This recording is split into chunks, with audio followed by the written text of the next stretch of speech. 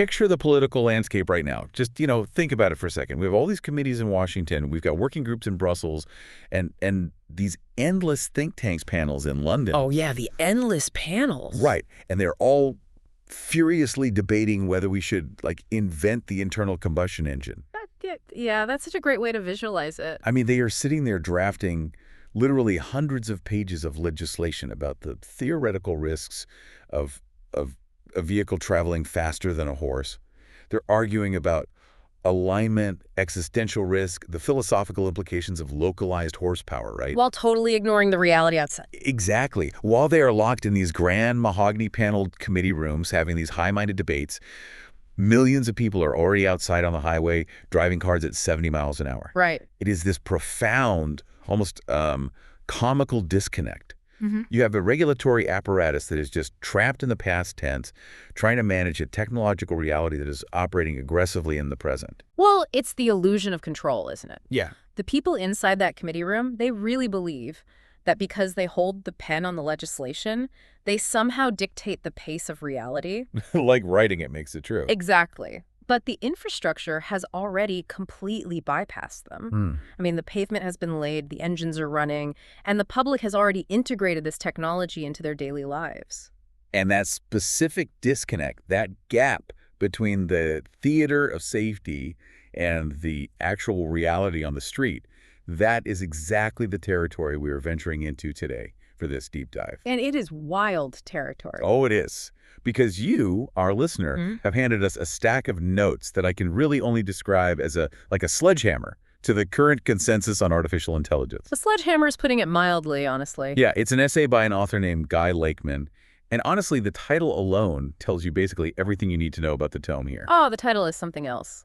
It is titled, and this is in all caps, by the way, Safety of AI is Garbage. Fools are concerned about AI safety when the problem is not AI, it is their ignorance. The capitalization is definitely a very specific choice. Right. I mean, it is not trying to be some nuanced academic paper-seeking peer review, It's a polemic. Pure polemic. It's written with this raw, just visceral frustration of someone who thinks they are watching an entirely preventable train crash happening in slow motion, and it's being driven by people who flat out refuse to look out the window. Right. And I need to stop us right here for a second. Before we really go down this rabbit hole, let's be crystal clear with the audience about how we are approaching this. Yeah, absolutely necessary. Because you know how we operate on this show. Lakeman's essay is, it's a political and geopolitical landmine. Oh, totally. He does not pull his punches at all. He doesn't just talk about neural networks and code. He uses this essay to launch these blistering critiques of Western institutions, global pandemic policies, the physics of climate change, modern geopolitical conflicts. I mean, he takes very aggressive, highly controversial stances. He goes after everyone. And our role today is not to play fact-checker to his geopolitical worldview. No. We are not here to debate the scientific validity of his climate theories or the efficacy of public health mandates, right? Right, precisely. So consider this our operational baseline for the next hour. We are acting purely as messengers and analysts of the text provided. Right, just unpacking the arguments. Exactly. We aren't endorsing his views on left-wing or right-wing politics. We aren't validating his take on the pandemic or global conflicts. Our sole mission today is to autopsy his underlying thesis about human adaptation, institutional failure, and artificial intelligence. Because whether you love his politics or absolutely despise them, his central thesis about the current state of AI adoption is it's something that really demands to be reckoned with. It does. We have to separate the abrasive delivery from the structural critique. Because Lakeman is fundamentally suspicious of authority. Deeply suspicious.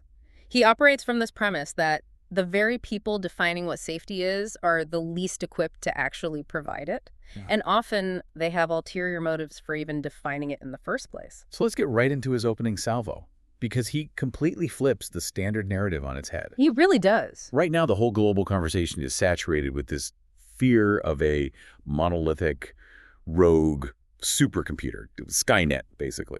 Yeah. But Lakeman argues that AI has already reached what he calls a viral pandemic state. Yeah. And he explicitly claims this state is vastly more pervasive and impactful than COVID or climate change. Which is a huge statement. Yeah. But the terminology he uses is highly specific. A viral pandemic state implies a few critical characteristics, right? Okay, like what? First, it means the phenomenon is decentralized. It's literally everywhere at once. Second, it means it crosses borders without asking for a passport. Right. It doesn't respect jurisdictions. Exactly. And third, it mutates. He is pushing back so hard against this idea that AI is some giant brain locked in a highly secure server farm in Silicon Valley. Right. He's arguing it is a highly contagious, rapidly iterating, distributed phenomenon that has already infected the global nervous system. But, I mean, is it really a pandemic, though? Or is he just using inflammatory language to describe a software tool that a lot of people downloaded? Because, Yes. Calling Microsoft Word a pandemic would be absurd. Right. So what makes this different in his eyes? It comes down to two things, really agency and accessibility. He provides evidence for this state by pointing to the hundreds of variants out there that now possess what he calls practical specialist agentic abilities. Agentic abilities. Yeah. We aren't just talking about a passive tool that sits there and waits for a keystroke, like a word processor. We are talking about open ownership, large language models, and cyber intelligence systems that can actually take multi-step actions. They can parse data, make their own decisions, execute scripts, and then iterate on their own outputs without a human holding their hand. Wow. And crucially, these aren't gated behind some enterprise API key that's controlled by a single tech giant, right? Exactly. And he makes a huge point of that. The phrase he uses is open ownership, which is a really vital distinction from just saying open source. What's the difference, practically speaking? Well, open source might just mean I can go on GitHub and, read your code. I can see how it works. But open ownership, especially in the context of these massive AI models, means the actual weights, the billions of parameters that make up the brain of the model, are freely downloadable. Anyone can just grab them. Yes. That is the Rubicon that has been crossed here. When you can download a 70 billion parameter model and just run it locally on a decent enterprise server. Or even smaller models on a laptop. Exactly. Or you quantize a smaller, highly capable model and run it natively on the silicon of a modern smartphone. The whole concept of central control just completely evaporates. The intelligence is democratized all the way down to the edge device. Which brings us right back to the politicians in the mahogany room debating the combustion engine. Yes. Lakeman calls the current generic concept of AI safety garbage. He says there's literally nothing more annoying than the people who are shouting the loudest about protection. And who are those people, in his view? He identifies them as the bureaucrats, right? The ones collecting taxes and security salaries, basically operating on what he calls fantasy economics. He is incredibly cynical about their motivations. He views the whole safety debate not as this genuine effort to protect humanity, but as a desperate attempt by legacy gatekeepers to reassert control over an asset that has already fully escaped their jurisdiction. Right. He actually uses the phrase, "the wolves have already jumped over the fence." I love that line. But if the wolves are already over the fence, what are the farmers doing? According to Lakeman, they are trying to figure out how to tax the sheep. Wow. That's it. He accuses these authorities of neglecting fundamental hazmat requirements. And let's talk about that hazmat analogy, because Yeah. that is crucial to his argument. Hazardous materials require specific ground-level operational handling protocols. Exactly.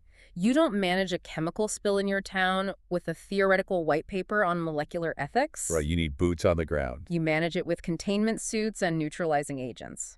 Lakeman is arguing that while authorities are busy drafting these sweeping, generic pieces of legislation about hypothetical AGI taking over the world, They're completely ignoring the practical reality. yes, the localized realities of millions of agentic models operating in the wild right now, they are substituting real-world operational hazard management with abstract political theater. I want you, listening to this right now, to just pause for a second and look around your workspace. Think about your smartphone. Think about the background processes running on your laptop, or the enterprise software your company mandates you to use every day. It's everywhere. How much of this decentralized open ownership intelligence is already quietly integrated into your daily workflow? It's curating your inbox, it's drafting your code, it's summarizing your meetings. The reality of this technology is already so intimately woven into your life, while the authorities are treating it as some distant future event they can somehow legislate out of existence. And this is exactly where Lakeman pivots, because to understand why he has such deep I mean, really vitriolic contempt for these regulatory authorities. We have to examine the historical precedent he lays out. Yeah, he goes deep into history here. He doesn't view this failure of AI safety as an isolated incident or just a technological misunderstanding. He views it as a feature, not a bug of Western institutional design. He builds this very specific 5-part historical case. He outlines major precedents where institutional greed and ignorance engineered massive societal hazards and did it all under the guise of just the normal functioning of society. It's a sweeping indictment. It really is. So he begins in the mid-20th century, specifically targeting the 1950s and the rise of television advertising. Right. He argues this era manufactured the dummy Joneses. You know, the relentless cultural pressure to keep up with the Joneses. And he says they did this by selling the public bright, shiny rubbish through coordinated visual deception. It's a classic critique of post-war consumerism for sure, but he ties it directly to the 1980s. Yeah, he points to the sweeping deregulation of broadcasting and advertising that happened during that decade. And he argues that these two eras, combined, established a concrete paradigm where systemic deception became the accepted operating system of politics, economics, and the media. The argument here is really about the manufacturing of consensus. Okay, unpack that a bit. Well, when you deregulate the mechanisms of mass communication and you allow profit-driven visual deception to become the primary mode of public engagement, you establish a baseline where institutions are actually incentivized to lie. Right, because the truth becomes secondary to the transaction. Exactly. Lakeman is arguing that if an institution's primary historical function has been to manipulate you into buying things you don't actually need, why on earth would you trust their definition of your safety when it comes to a revolutionary technology? Right, so the baseline of trust is absolutely zero. Zero. And he takes that zero trust framework and applies it to the physical world, which leads to his incredibly abrasive take on climate change. And again, we are just examining his mechanism of critique here. Yes, absolutely. We are just reporting what's in the text. Lakeman completely dismisses the standard narrative of global carbon emissions. Instead, he points to what he calls industrial city heat islands. His focus is entirely on the localized physics of urbanization. As cities expand and they are heavily reliant on concrete, asphalt, and just immense energy consumption, they become these massive, concentrated thermal masses. They literally generate and trap heat. Right. But the core of his argument isn't meteorology, is it? It's the political hypocrisy surrounding it. Exactly. He asks why these massive concrete jungles exist in the first place. And his answer? Government-promoted corporate greed. He claims the authorities actually incentivized the centralization of labor and industry because they wanted to maximize taxable economic output. Yes. And by doing so, they engineered these massive heat engines. And then, when the environmental consequences of that engineered centralization become apparent, what is the authorities' solution? According to Lakeman, it's an idiotic carbon tax. He literally calls it a subversive money grab by uneducated fools. I mean, he does not hold back. Not even a little bit. But look at the logic he is applying here. The authority engineers a massive physical hazard, the clumped industrial city. And instead of deconstructing that hazard, they invent a generic, abstracted financial penalty that falls primarily on the individual. Right, because the carbon tax doesn't cool the concrete. No, it just enriches the state.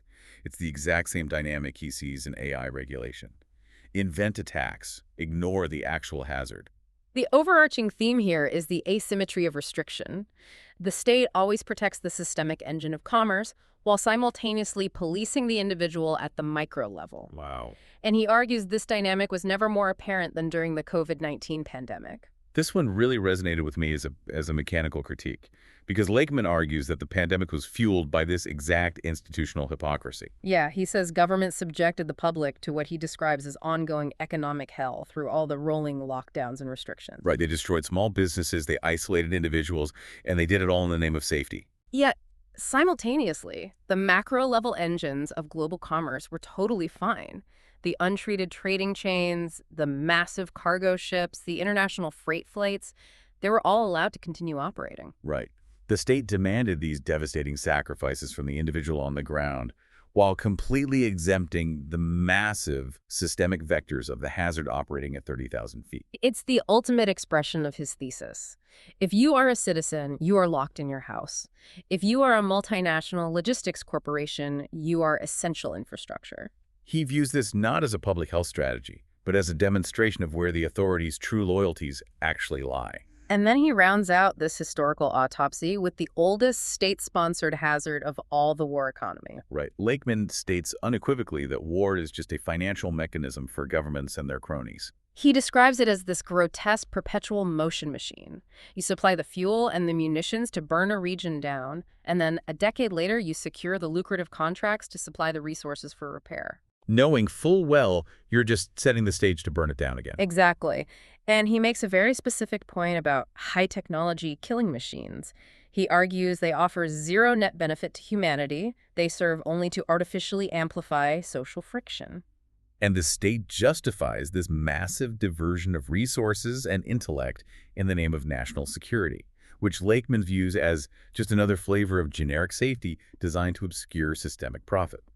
So when you look at these 5 precedents together, the 1950s consumer deception, the 80s deregulation, the hypocrisy of the heat islands, the asymmetry of pandemic lockdowns, and the perpetual profit of the war economy, the mechanical structure of Lakeman's worldview is pretty stark. It really is. He believes Western institutions have a perfect track record of restricting the individual while nurturing systemic hazards. Yes. So when these same institutions suddenly pivot and say, hey, we need sweeping new powers to protect you from the existential threat of AI, Lakeman's response is essentially, we know exactly how this playbook ends. Right. He's saying, you will create a regulatory framework that crushes open source innovation.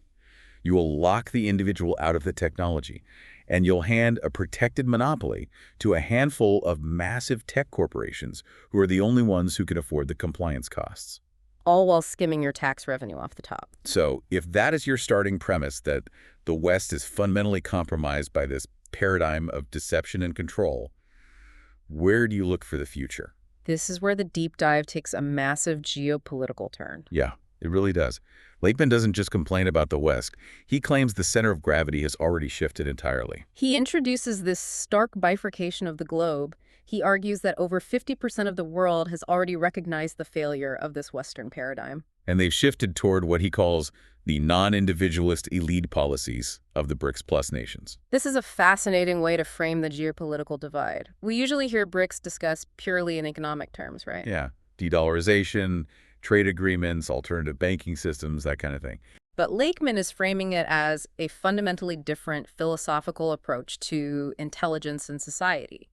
He argues that the BRICS Plus model is shifting toward community support and protection through the deliberate systemic integration of intelligence. Rather than the individualistic restriction of it. Exactly. And he paints this vivid contrast. Because in the West, you have regulators trying to figure out how to ban certain AI tools from high schools. They are terrified students will use them to cheat on essays. Right. But Lakeman claims that in the BRICS Plus sphere, they are doing the exact opposite. They are educating children who are just starting school like kindergartners about the social benefits and practical applications of an intelligent society. It's the difference between containment and integration. Yeah, unpack that. If you view AI as a hazardous anomaly, your instinct is to build a wall around it and police who gets to touch it. But if you view AI as foundational infrastructure, like electricity or literacy, your instinct is to teach your population how to harness it as early as possible. That makes a lot of sense. Lakeman argues that by institutionalizing AI at the kindergarten level, these nations are ensuring their future workforce is natively fluent in human-machine collaboration. And he has absolutely zero respect for the Western leaders trying to execute the containment strategy. He actually uses this incredibly derogatory term, calling them the few anal elite. It's crude, but it speaks to a very specific type of bureaucratic mindset he's targeting. He's describing a leadership class obsessed with micromanagement, outdated procedural rules, and just maintaining a rigid hierarchy. Completely oblivious to the fact that the ground beneath them has shifted. Right. He literally says that these antiquated fools are still killing each other on their own streets, squabbling over legacy conflicts, while trying to restrict the use of intelligence. Which he compares to trying to tax nonsense. Because it is mathematically impossible to contain an open weights model once it's on torrent networks. You just can't do it. Lakeman is essentially declaring that the geopolitical war for technological supremacy is already over. And the West didn't even realize what battlefield they were on.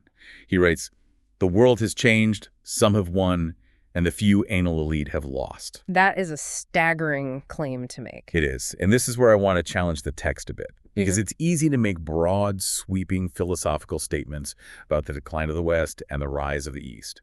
We've heard that narrative in various forms for decades, right? No, definitely. Does Lakeman actually have the receipts to back up this idea that the West has already lost the AI race?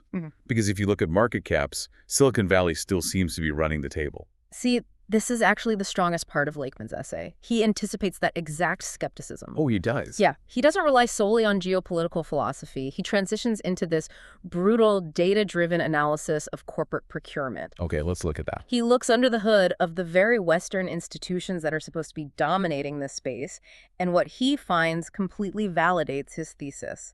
Ah, yes, the 80% statistic. Right. He estimates that 80% of U.S. AI startups, alongside massive global tech giants, are right now incorporating open ownership AI into their enterprise infrastructures. Now, 80% sounds impossibly high at first glance. It sounds totally made up. But you have to understand the difference between the public narrative and the back-end engineering reality. Okay, what's the difference? The public narrative is all about the massive closed-source frontier models, the ones with trillion-dollar valuations and massive consumer chatbots that everyone talks about on the news. Right, the household names. But if you are a startup trying to build a sustainable business, or you're an enterprise trying to integrate AI into your supply chain logistics, you cannot afford to send every single query to an expensive, rate-limited, centralized API. It's a purely economic calculation. CapEx versus OpEx. Exactly. You need models you can fine-tune on your own proprietary data. You need models you can run on your own servers to ensure data privacy. And you need models that have zero latency because they are sitting right next to your database. And that is why the adoption of open ownership models is so pervasive. It's not ideology, it's survival. Lakeman notes they're doing this to maintain top-tier performance. Right. We really need to spend significant time on the specific list of companies he provides here, because this list is the core of his argument that a silent paradigm shift has already occurred. It's the proof in the pudding. Yeah. Because he isn't just saying Western companies are using open source. He is explicitly pointing out that they are relying heavily on non-Western open ownership models. Let's break these down, starting with Coinbase. Coinbase is one of the most heavily regulated, high-stakes financial platforms on Earth, and Lakeman notes they're utilizing GLM 5.2 and Kimi 2.7 for specific operational tasks. Okay, let's unpack those models. Kimi is developed by Moonshot AI, which is a major player out of China. Why would a massive American crypto exchange rely on a Chinese model? It comes down to architectural advantages. Moonshot AI focused incredibly early on solving the context window problem. Okay, for people who don't know, what is a context window? A context window is basically how much information the AI can hold in its working memory at one time. Early models could maybe read a short essay and remember what was at the top. Kimi was famous for pushing context windows into the millions of tokens. Millions. Wow. Yeah. So if you are Coinbase and you need an AI to instantly parse and cross-reference hundreds of pages of complex interlocking smart contract code. Or synthesize massive multi-jurisdictional regulatory compliance documents in a single prompt. Exactly. You need a massive context window to do that. And Kimi provided that capability at an enterprise scale long before many Western alternatives caught up. Right. And GLM, the General Language Model series, that also originates from Chinese research institutions. It has a reputation for high efficiency and really strong bilingual capabilities. So Coinbase isn't playing politics here. They are picking the tools that can actually handle the raw data throughput they require. Exactly. Then Lakeman moves to consumer logistics and e-commerce. He lists Shopify, Airbnb, and Uber Eats. Huge names. These are foundational apps of the modern Western lifestyle.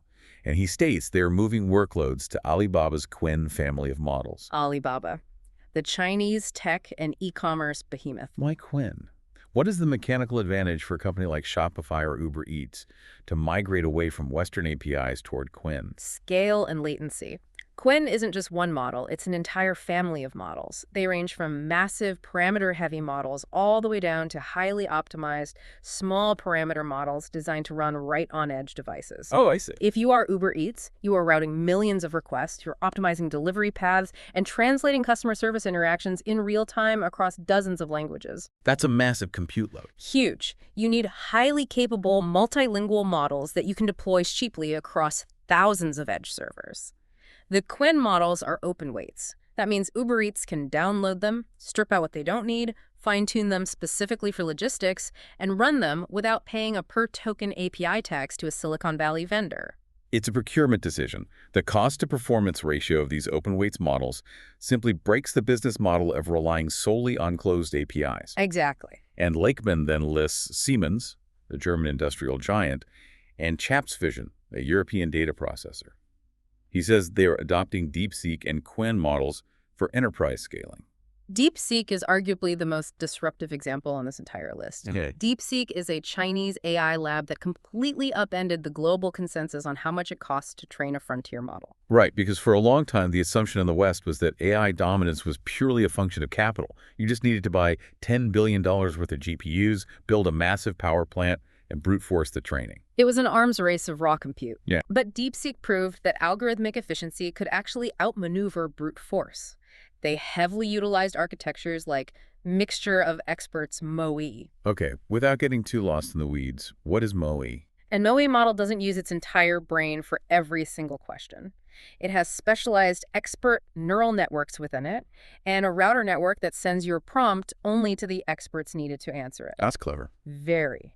This means the model can be massive in total parameters, but incredibly cheap and fast to run because only a small fraction of the model is active during any given task. So when Siemens needs to process petabytes of industrial IoT data from factory floors globally, they don't want a bloated compute-heavy model. They want the hyper-efficient MOE architecture that DeepSeek perfected. Precisely. And Lakeman continues. He notes that Lindy, an AI assistant platform, is transitioning workloads to DeepSeek v4. He points out that Cursor, the dominant AI code editor used by software developers globally, is processing workflows using Moonshot's Kimi K2.5. Think about the implications of that for a second. It's what? The very developers in the West who are writing the software of the future, the ones building the next generation of Western tech startups, are relying on a Chinese open ownership model inside their code editor because it offers the most efficient workflow. Right. The infrastructure of Western innovation is running on Eastern models. But the absolute crown jewel of Lakeman's corporate list is his final entry, Microsoft. It's almost unbelievable. Microsoft, the company that effectively bankrolled the closed-source Western AI revolution. They invested tens of billions of dollars into proprietary models, integrating them into Windows, Office, GitHub. Yeah. Lakeman states that Microsoft is quietly testing DeepSeek v4. And why would Microsoft do that? Because they are a business, not a charity. Microsoft has massive cloud infrastructure with Azure. If DeepSeek v4 can deliver near-frontier performance at a fraction of the inference cost due to its architecture, Microsoft has a fiduciary duty to test it for routing lower-tier workloads. They have to hedge their bets. Exactly. If Microsoft is testing DeepSeek, the whole ideological war over closed versus open, or West versus East, is just window dressing. The reality is pure pragmatism. And this brings us to Lakeman's core insight for this entire section. AI is no longer a technological debate. It's a procurement decision. That phrase completely changes the framing. When a chief technology officer sits down to map out their infrastructure for the next 3 years, they aren't having a philosophical debate about AI alignment. No. And they certainly aren't reading the generic safety legislation coming out of Washington. They have a spreadsheet. Just a spreadsheet. On one side is the cost and latency of piping all their data through a proprietary API.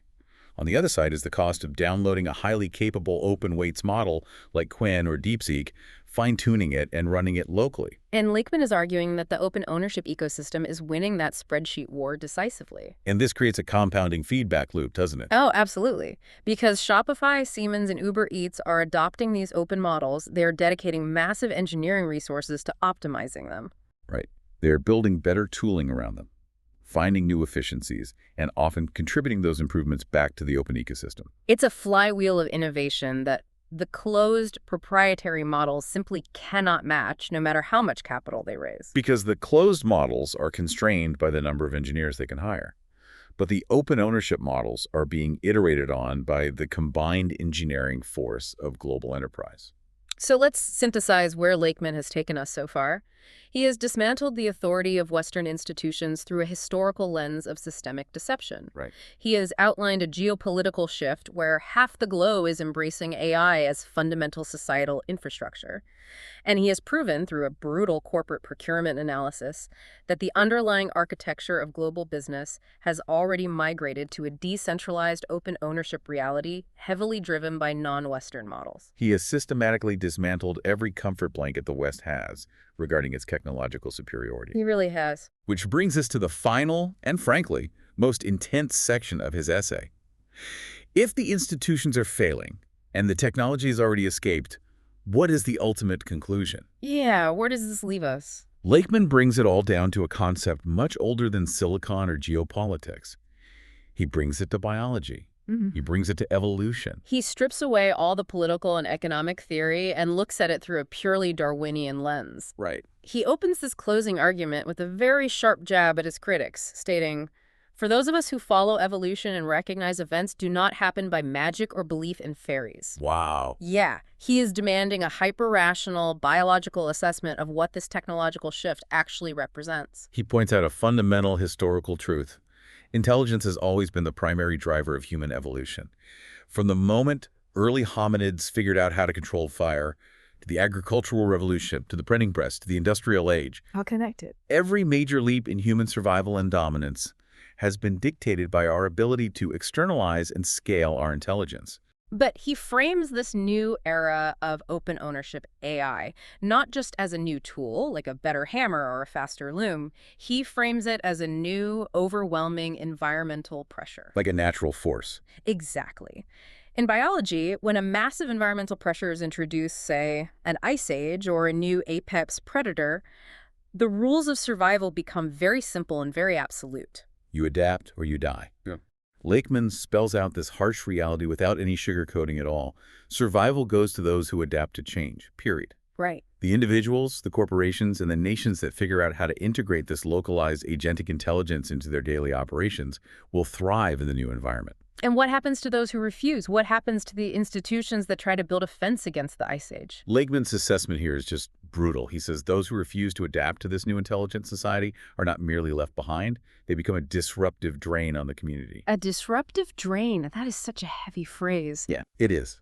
He is saying that if you, as a nation, insist on clinging to generic safety regulations and trying to tax or ban localized intelligence, you will become so economically uncompetitive, so inefficient, that you actually become a liability to the global system. You transition from being a leader to being a parasite. Exactly. It's a ruthless view of technological adoption. If the BRICS Plus nations are successfully building an intelligent society where human AI collaboration is natively integrated from childhood. And their corporations are running highly optimized open weights models at a fraction of the cost. Right. A Western nation paralyzed by regulatory fear and reliance on expensive, closed APIs simply cannot compete mathematically. And this brings us full circle, back to the authorities he so vehemently despises. He delivers his final pointed observation, and you can practically hear the disdain dripping from the text. What does he say? He writes, "Strangely, some in high positions of authority are reluctant to learn." It is the ultimate tragedy in his worldview. The very people tasked with steering the ship, the leaders in high positions, are the ones actively resisting the evolutionary imperative. Because learning requires acknowledging that the old rules no longer apply. Yes.